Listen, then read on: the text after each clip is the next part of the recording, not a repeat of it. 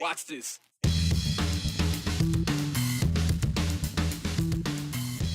Conscientious objector may soon not just apply to those serving in the armed forces. It could be a claim by those working in an Idaho hospital. One woman who never turned anyone away who needed help turned that temperament into a decades-long pioneering career, and then her son turned it into a book. All right, you still need gift ideas for Valentine's Day? Well, we have the perfect one for you. And pucker up, because you're about to smell like stale McDonald's with the Idaho Potato Commission's new French fry lipstick? A bakery declining to make a wedding cake for a same-sex couple. Sure, one could make a case based on the baker's religious beliefs, and one did, and they took it all the way to the U.S. Supreme Court. But a medical doctor refusing to participate in a procedure for the same reasons? If Idaho lawmakers get their way, that could be the case. Citing a separate crisis in Idaho's medical community, not of a shortage of healthcare professionals, but more like calling it a war on their beliefs. Joe Paris is following this Medical Ethics Defense Act. And guess, Joe, the question is, could a doctor just say no to anything? There are some guidelines within it, Brian, but if it is really an honestly held belief, yes, doctors, nurses, pharmacists, they would have room in this new legislation to do just that. So it passed the full Idaho House today, and the core purpose of it is to protect healthcare providers' quote-unquote right of conscience, allowing them to opt out of a medical procedure for ethical, moral, or religious reasons. And it would apply, as I mentioned, doctors, nurses, pharmacists, social workers. You may remember counselors and therapists were covered last year by a bill that was passed by lawmakers. The governor signed it into law. But what about this? What are they talking about? Assisted suicide, dispensing marijuana and mind-altering drugs, gene editing or other genetic manipulation of children in utero, removal of otherwise healthy body parts on people on sex change purposes, prescribing sex change hormones or puberty blockers for children for sex change purposes, and then various injection products. We didn't have objections much at all at committee hearing. We had many people testify, but no objections. So a little bit of a correction there. Public testimony did include mostly people in favor of this idea. We heard from medical people from across the state of Idaho saying that they felt under attack, but there are Idahoans who say they disagree with this bill. A pharmacist could refuse to dispense antidepressants. An insurer could refuse to cover certain types of birth control. A physician could refuse to provide healthcare services to a gay couple or their children. Many communities, if they have any, only have a hospital or a single clinic or one pharmacist. So if that provider refuses care, what options are left to them? Planned Parenthood and other groups worry that women and LGBTQ Idahoans won't have enough places to seek care they need, especially in small communities. And to be very clear, emergency care must still be provided underneath this act. I'm sure. And I guess the same could apply then for, like, I don't know, during COVID when pharmacists were saying no to prescribing ivermectin. Yeah. I mean, I guess that could apply to that too. All right, but that was based more on science. All right, thank you very much, Joe. Well, in order to have an effective public meeting, there are rules and procedures to keep things in order, right? From the legislature down to your local HOA. You want to stop it from cascading into chaos. The meeting times are posted along with an agenda, and possibly there might be an opportunity for public input. Well, today in the Senate Education Committee, another example of local control not being very local. They were considering changing the rules for public comments made at local school board meetings. Senator Cindy Carlson wants to expand what's allowed and when. But is that needed? Aspen Shumpert asked a longtime local school board trustee who told her, no, it's not. In my 20 years of board service, the policies around an orderly board meeting have served us very well. Senate Bill 1007 looks to change the policy on public comments at school board meetings. Current law limits public comments to just items listed on the meeting's agenda. Talking about the 4-day school week. The bill would get rid of that, opening up comments on anything, something Boise Board Trustee Nancy Gregory says could leave board members unprepared for those discussions. To me, that is a break in the open meeting direction that says that all business discussed will be agendized. If anybody can come and begin a whole new topic that has not been agendized, it disenfranchises other people who may be interested in either the same opinion or an opposing opinion, and it also doesn't let the trustees prepare or even vet the idea through the superintendent. She says it could even make school board meetings go longer than they already are. And a longer meeting does not mean a more effective meeting.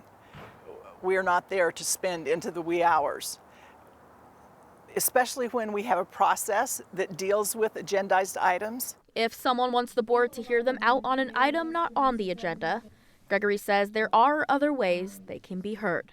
We have an email address that is open all the time, and we all religiously read our emails. There's a way for patrons to be heard, but there's also a way to do a business meeting in order so that meets everybody's needs and lets everybody know what is being discussed before the board.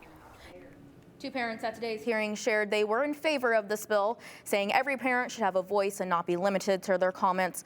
A Coeur d'Alene school board member says open comments worked well from them in previous years when that was allowed. Brian, we also heard from the Idaho School Board Association, which we tried to get a comment from today, and they declined, who were opposed to this bill for similar reasons like we heard from board trustee Gregory. It's supposed to be efficient. We're not supposed to be airing out grievances. Yeah, and I'm curious as to how many times in these committees the chairman has spoken up and said, please stick to the topic.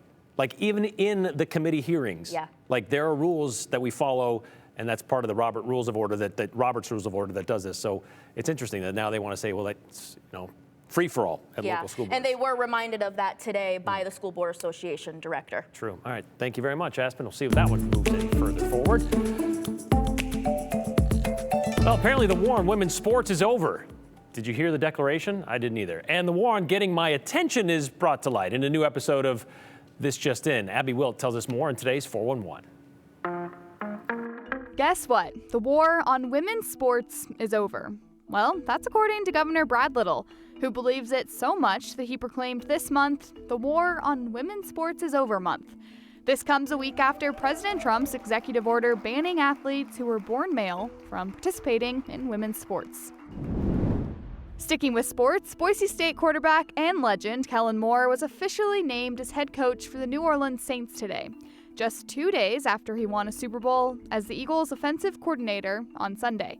This makes him the youngest head coach in the NFL. You have a chance to get an inside look at the 208 on the latest streaming episode of This Just In.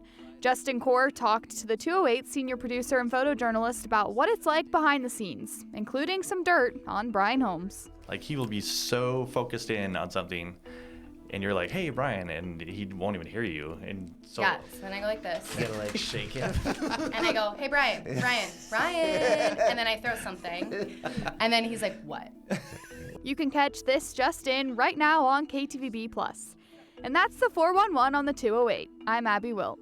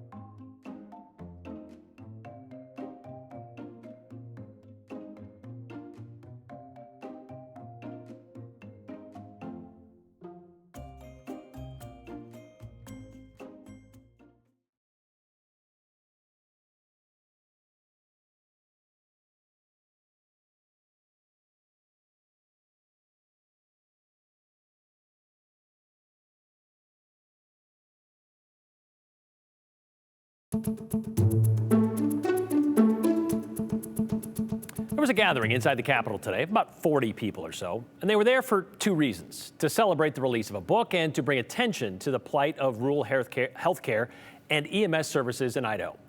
All 40 people in attendance have some connection to Marie Osborne, a pioneer in her profession, and the focus of that book. And the book is about her experience as the first ever nurse practitioner and the lone medical provider in and around the Sawtooth Range for decades.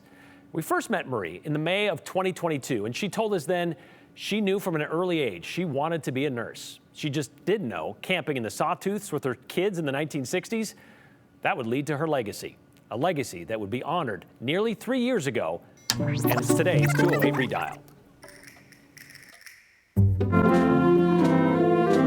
On a mid-May, mid-morning Saturday in Caldwell, the College of Idaho class of 2022 files in to begin the next chapter of their young lives. Among them is a 91-year-old. Congratulations and thank you for all that you have done. Well, thank you. Who wasn't really much for following others. An extraordinary trailblazer in the state of Idaho and really across the world. And whose chapters already written could already fill a book.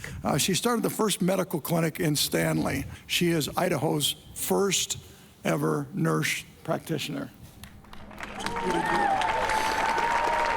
Wearing a graduation tam and gown is not how Marie Osborne saw herself 5 decades ago. My mom said since I was a toddler, I always wanted to be a nurse. Neither was pioneering a profession part of Marie's plan. That path presented itself while on vacation in the Sawtooths. Then there was a terrible car accident up there. There were 4 kids involved, and it took a very long time to get the ambulance from Haley. And she said, you know, someone needs to do something about this. Someone needs to do something about helping these rural communities with health care. That someone would be Marie, with some help from Idaho lawmakers in 1972. At that time, Idaho was the first state in the nation to license nurse practitioners to try to respond to the needs of rural communities. Mom was the first licensed. With that new license, the 41-year-old mother of 5 opened up Stanley's first emergency clinic on June 19th, Father's Day, 1972. They were even able to add an ambulance, a '58 Pontiac. We paid $300 for it. At first, the focus was crisis care. Well, it's a huge tourist area. And, well, people do some of the dumbest things in the middle of the night. But then people started coming in for their allergy shots and blood pressure checks and chest pain, and that's, so, you know, you sort of have to end up being a jack of all trades. She's a sole provider for about 6,000 square miles of backcountry. The backcountry Marie may have been a bit familiar with. But medically speaking, I had no idea what I was getting into. She did know she needed help, so Marie put together a crew of certified EMTs. And so Marie was offering the EMT class, and I took her class in 1975. Steve Lippis was one of the early additions, part of what was called the Goat Patrol. When there was an incident in the backcountry, a climbing accident, somebody fell off a horse, broke a leg, or a cardiac incident, we were pretty much the lead, getting in the quickest way we could, mostly running. Steve served on that crew for 24 years, and Marie made sure he got his certification every 2. I think one of the things that Marie did was not only teach us the procedures and what to do as an EMT, but her compassion for patients filtered in on all the EMTs, and we developed quite a team. As EMTs, we always appreciated when Marie was in the valley because we always knew she would respond. Marie did respond. She just didn't expect to for nearly 30 years. You know, you don't think about that. You just start and you do, and it gets more and more interesting. I like not knowing what's coming in the door. Not knowing was kind of the theme of the clinic's early days. This was a new concept of a nurse practitioner. No one knew what it was, and Mom in many ways had to define it. But it wasn't without controversy, like when it came to prescriptions or just pushing the envelope of the profession. Well, I was doing things that had always been considered the prerogative of the medical profession, not nursing. The problems extended to the financial. I made more money cleaning outhouses in a summer up in the Sawtooth than Mom made all year taking care of patients. And the physical. In the summer, she'd be up all night with ambulance runs, and then she'd be, the patients would line up during the day. And there's no one else. It was just her. I don't think I ever cried on a job, but I cried driving home a lot. One of the bright spots, though, was setting up a pre-med internship program with the College of Idaho in the mid-1970s. If you've had the opportunity to work in that clinic, would you please stand up? Through that program, some of you I know are out there. Marie's students learned the importance of medical care in rural communities. When people ask what I was, I'd say I'm a super nurse, because basically that's what you are. Today, Marie is celebrated for being anything but basic. And the woman who never really wanted a title is getting an honorary one. Dr. Marie Osborne. Well, they didn't mention this in the job description, but legally blind and officially retired for the last 10 years. You start out not knowing where you're going, and the pathway is amazing. Marie can still impart the wisdom of experience. Don't go where there's already a path well cut for you to follow. Instead, make your own path. On those who lack it. And make sure you leave a good trail. I just feel like I was doing what I was supposed to be doing. Look at the camera. It turned out to be a fun job. Marie left the Stanley Clinic in 1999, but she did leave it in good hands. And it didn't mean she stopped working. She went on to help in other rural clinics around Idaho, like in Horseshoe Bend, Idaho City, and in Emmett. And she saw her last patient at the age of 80, when her eyesight was diminishing to the point where she, could hardly see anything at all. Today, nearly 94 years old, Marie reminded us of something we first learned back in 1998, when she first became known to KTVB viewers. She once gave Jake the Snake Plummer, yeah, that guy, the NFL quarterback, a shot in her clinic, and she told us he then passed out after that picture was taken. It's true. That picture, along with many others, it's right here in this book. There it is. It's all right here in this book, co-written by her son, John, Dr. John Osborne, that is, one of the first College of Idaho interns to serve in the Stanley Medical Clinic. This book, Marie said, was fun to put together over the last 10 years. It was more fun living it, though. I wouldn't have missed it for anything. I like the adrenaline rush. And everything we talk about, all those incidents in there, they were just a big charge. This clinic and this work has contributed substantially to rural health care. And so we wanted in part to write the book so that people could learn from the experiences that we have had and to avoid some of the mistakes and to benefit from some of the successes. And that's kind of the other side of this book, is like to get attention on the fact that there's a need here. We have a crisis in Idaho and across rural America. We have a system of first responders who are volunteers, who are these biblical good Samaritans, and they're getting old. They're retiring, and younger folks, some are stepping up, but not enough. And so we've got to find ways to encourage younger folks to step up, or we risk the whole system. Idaho remains 50th in the country for the number of nurses per capita, just 8 for every 1,000 people. And that was one of the reasons for the gathering at the State House this morning, to bring attention to the nursing shortage and to the fact Idaho does not recognize EMS services as essential. Therefore, local rural communities have to rely on volunteers and outdated equipment, and of course, local levies to cover their costs. Marie told us she didn't make a living wage until the late 1970s, when the legislature created the option of a local clinic or hospital taxing district. For the second time in 3 years, there's been a bill to essentially make emergency services essential by moving them under the Office of Emergency Management. In 2023, it passed the Senate, but never made it out of the House State Affairs Committee. So I guess we'll see what happens this year. By the way, Marie may have been the first licensed nurse practitioner, but there are now more than 385,000 across the U.S., and they've expanded to Canada, Ireland, Australia, the UK, and Israel.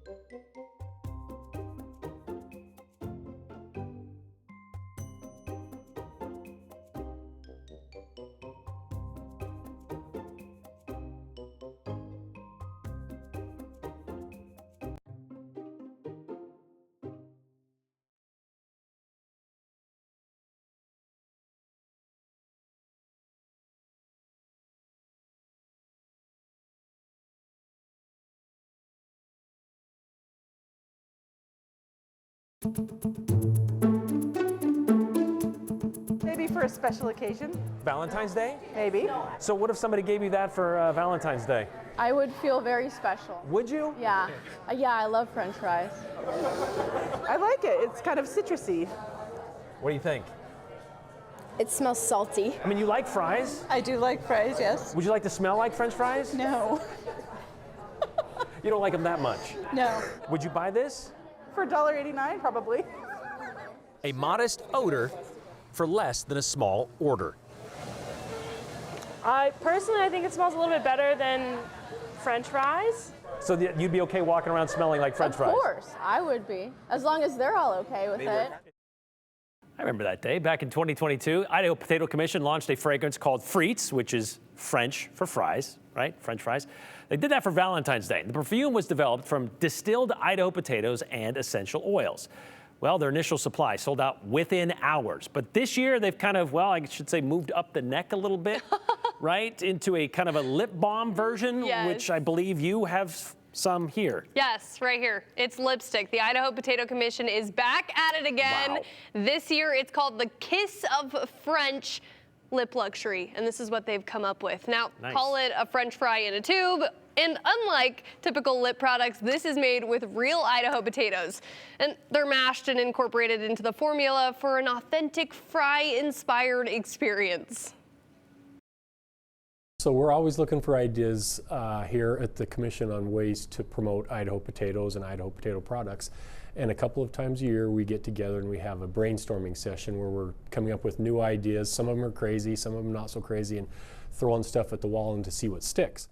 You could say the lipstick stuck. Good one. Ha. Okay, the Idaho Potato Commission says a recent national pollfish survey found that 92% of Americans find the taste of fresh Idaho potato French fries irresistible.